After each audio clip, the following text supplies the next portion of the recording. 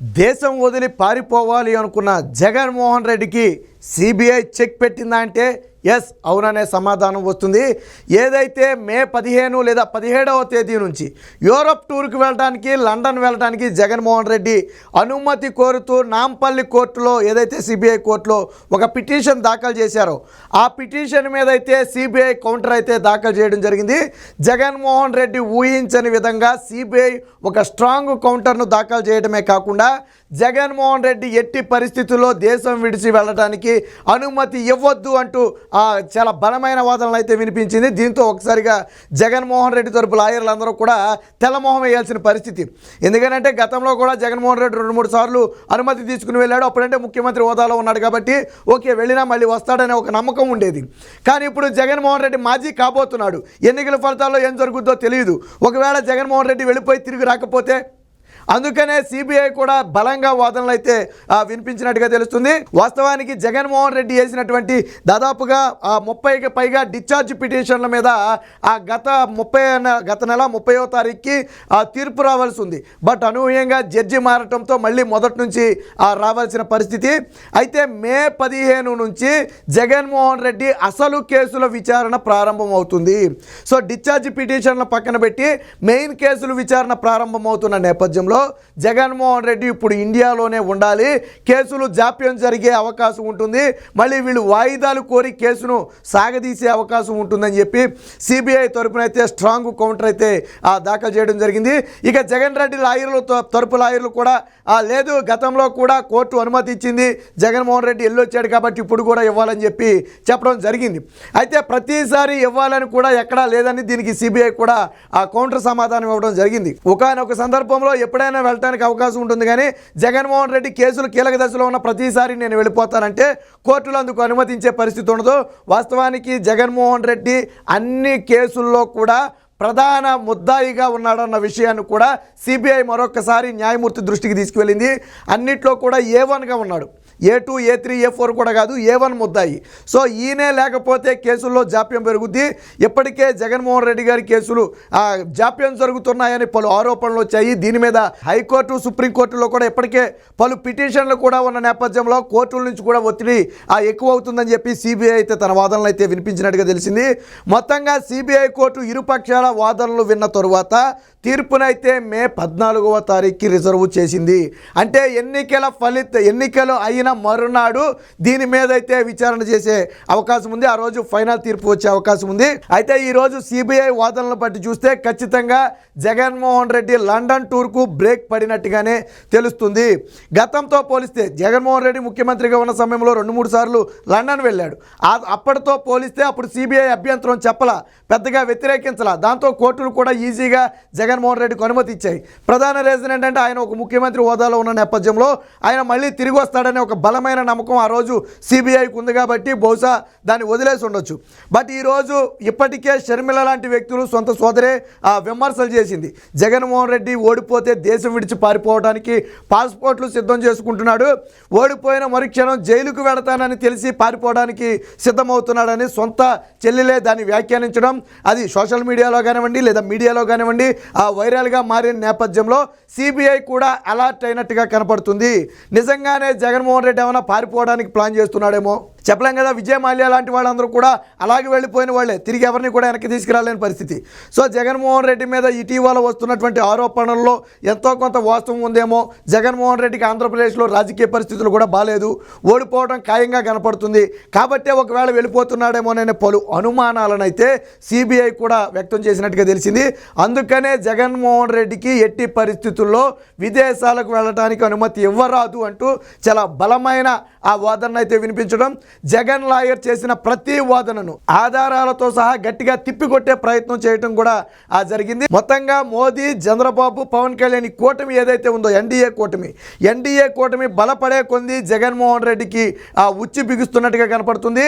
Already Narendra Modi వేట ప్రారంభమైందని చెప్పి కొంతమంది వాదనలు కూడా వినిపిస్తున్నారు. ఎందుకంటే నిన్న మొన్నటి వరకు సిబిఐ మాట్లాడకుండా పర్మిషన్లు ఇచ్చినటువంటి సిబిఐ ఈరోజు బలమైన వాదనలు వినిపించడం, జగన్మోహన్ రెడ్డి రెడ్డిని ఇండియాలోనే ఉండే విధంగా ఆదేశాలు ఇవ్వాలని చెప్పటం, కేసులు 15వ తారీఖున అంటే ఎన్నికలైన 2 రోజుల తర్వాత నుంచి జగన్మోహన్ రెడ్డి ప్రధాన కేసులు స్టార్ట్ అవుతున్న నేపథ్యంలో ఇలాంటి పరిస్థితుల్లో జగన్మోహన్ రెడ్డి దేశం విడిచి వెళ్ళిపోతే కేసులు జాప్యం జరిగే అవకాశం ఉంది. ఎందుకంటే వాళ్ళ తరపులా వచ్చి జగన్మోహన్ రెడ్డి గారు విదేశాల్లో ఉన్నారు కాబట్టి మాకు వాయిదా కావాలంటే మళ్ళీ అక్కడి నుంచి 4-5 నెలలు వాయిదా వెళ్ళిపోతుంది.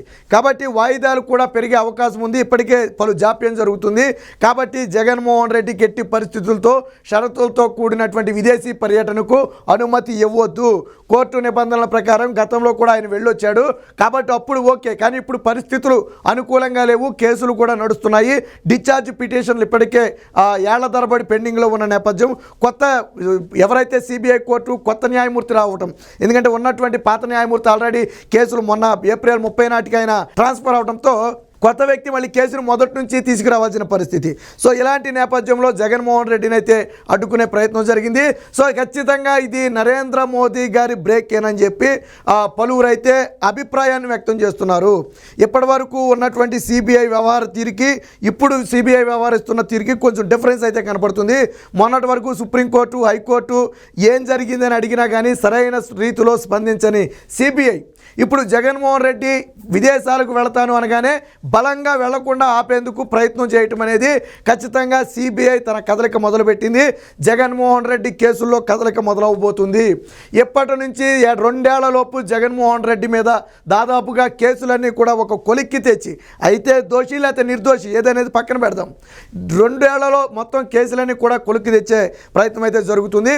ఇదే సమయంలో షర్మిల వ్యాఖ్యలు కానివ్వండి, సోషల్ మీడియాలో వైరల్ అవడం కానివ్వండి, ఇటు నరేంద్ర మోదీ గారి ఎఫెక్ట్ కానివ్వండి, జగన్మోహన్ రెడ్డికి ప్రజల్లో బయట ప్రజాదరణ తగ్గిందనే విధానం కానివ్వండి, ఇవన్నీ కూడా ఈరోజు జగన్మోహన్ రెడ్డి విదేశాలకు వెళ్లకుండా అడ్డుకున్నట్టుగానే తెలుస్తుంది.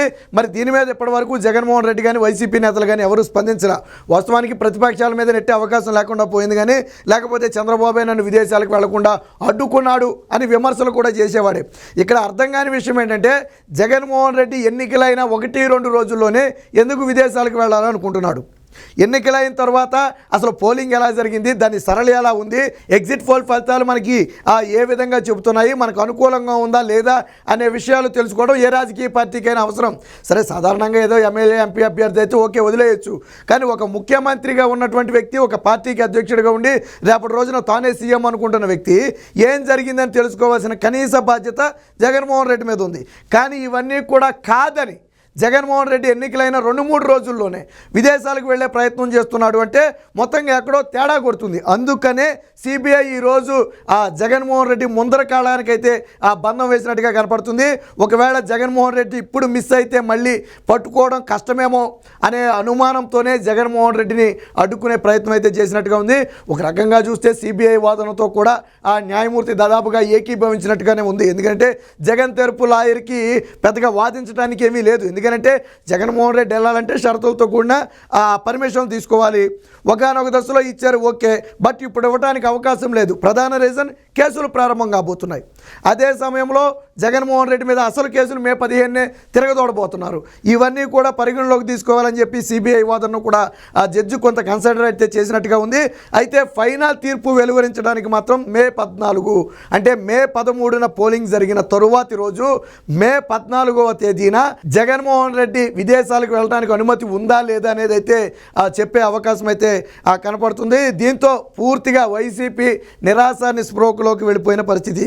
ఒక పక్క రాజకీయంగా బయట పరిస్థితులు బాగాలేదు, ఇంకో పక్క విదేశాలకు వెళ్ళడానికి కోర్టులు అడ్డుకుంటున్నాయి. ఎప్పుడూ లేని విధంగా సిబిఐ కూడా కేసులో దూకుడు పెంచినట్టుగా కనపడుతుంది. విదేశాలకు వెళ్ళడానికి అవకాశం లేకుండా అడ్డుకునే ప్రయత్నం చేస్తుందని చెప్పి వైసీపీ అయితే ఉక్కిరిబిక్కిరయ్యే పరిస్థితి అయితే కనపడుతుంది. దీన్ని అయితే టీడీపీ శ్రేణులు అయితే పూర్తిగా స్వాగతించాయి, కూటమి శ్రేణులు. ఎందుకంటే జగన్మోహన్ రెడ్డి అనే వ్యక్తి దేశం వదిలి పారిపోతున్నాడని ఇప్పటికే ప్రతిపక్షాలు విమర్శలు చేస్తున్నాయి. ఈ నేపథ్యంలో ఈరోజు ఏదైతే సిబిఐ బలమైన వాదన వినిపించిందో ఆ బలమైన వాదనల పట్ల అయితే సంతృప్తి వ్యక్తం చేసినట్టుగానే తెలుస్తుంది. సో జగన్మోహన్ రెడ్డి విదేశాలకు అంటే కుటుంబ సమేతంగా భార్యతో కలిసి విదేశాలకు వెళ్ళడానికి అనుమతి ఉంటుందా లేదా అనేది తెలియాలి అంటే మాత్రం మే 14వ తేదీ వరకు కూడా ఆగాల్సి ఉంటుంది.